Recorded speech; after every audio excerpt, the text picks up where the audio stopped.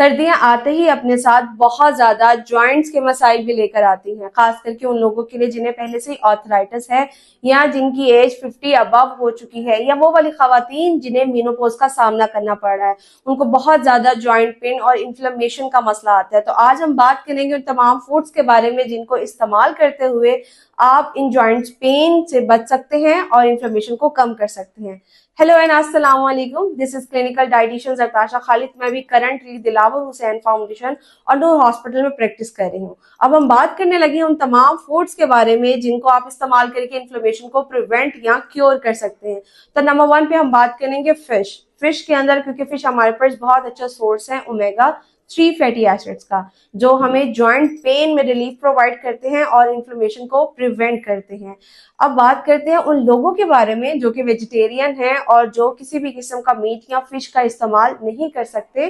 तो वो लोग फिश ऑयल के कैप्सूल्स इस्तेमाल कर सकते हैं, और कोशिश कीजिएगा कि कोई भी ऐसे कैप्सूल्स जो कि ऑयल्स बेस्ड हो या फिर विटामिन डी बेस्ड हो, उनको हम नाश्ते में इस्तेमाल करें तो उनकी एफिकेसी अच्छी हो जाती है।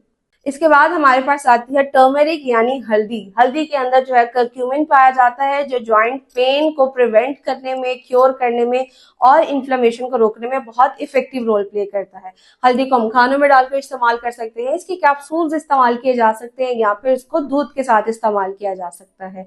और हल्दी की एब्जॉर्प्शन को और अच्छा करने के लिए कोशिश करें कि इसके साथ ब्लैक पेपर यानी काली मिर्च का इस्तेमाल लाजमी करें। इसके बाद हमारे पास आता है जिंजर, जिसमें पाया जाता है जिंजरोल, और खास करके वो लोग जिन्हें रूमेटाइड आर्थराइटिस का मसला है वो इसका इस्तेमाल लाजमी करें। ये पेन में भी रिलीफ प्रोवाइड करेगा और आपको इन्फ्लेमेशन से भी बचाएगा।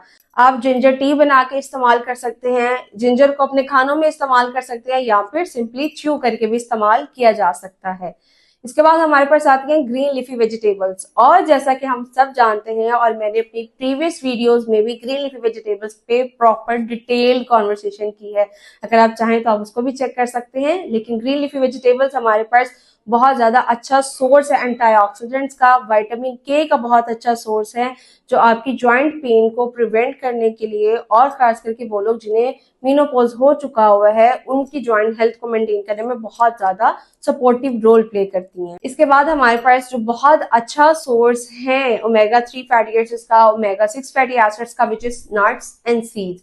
हम नट्स एंड सीड का इस्तेमाल कर सकते हैं, जो हमें अपने ओमेगा 3 और ओमेगा 6 के अलावा फाइबर का भी बहुत अच्छा सोर्स है, हमें फाइबर प्रोवाइड करते हैं जिससे वेट मेंटेन रहेगा, जॉइंट हेल्थ मेंटेन रहेगी और हम इन्फ्लेमेशन से भी बच सकते हैं। उसके बाद हमारे पास आ जाती है बेरीज या जितने भी सिट्रस फ्रूट्स हैं। सिट्रस फ्रूट्स हमारे पास विटामिन सी का अच्छा सोर्स है, जो हमारी कुव्वत मुदाफियत को बूस्ट करने के साथ साथ हमारी जॉइंट हेल्थ को भी सपोर्ट करते हैं। और अगर बेरीज की हम बात की जाए तो बेरीज हमारे पास एंथ्रोसाइनिन्स का बहुत अच्छा सोर्स है, जो इन्फ्लेमेशन को प्रिवेंट करने में सपोर्टिव रोल प्ले करते हैं। इसके बाद हमारे पास आ जाती है शकरकंदी, जो कि अभी सीजनल भी है। शकरकंदी हमारे पास बीटा कैरोटीन का अच्छा सोर्स है, विटामिन सी का अच्छा सोर्स है और हमें फ्लेवर देने के साथ साथ बीमारियों से भी बचाएगा और इन्फ्लेमेशन को रिड्यूस करेगा। और last but not the least, जैतून का तेल हम ड्रेसिंग्स में इस्तेमाल कर सकते हैं, हम उसको खाना पकाने में इस्तेमाल कर सकते हैं, जो हमारी बॉडी को काफी हद तक इन्फ्लेमेशन से प्रिवेंट करता है। उम्मीद है ये वीडियो आपके लिए इन्फॉर्मेटिव रही होगी, और अगर आपको इससे फायदा हुआ है तो अपने प्यारों के साथ इसको शेयर करना मत भूलें and don't forget to subscribe our channel. इंशाल्लाह मुलाकात होती है नेक्स्ट वीडियो में। अल्लाह निगहबान।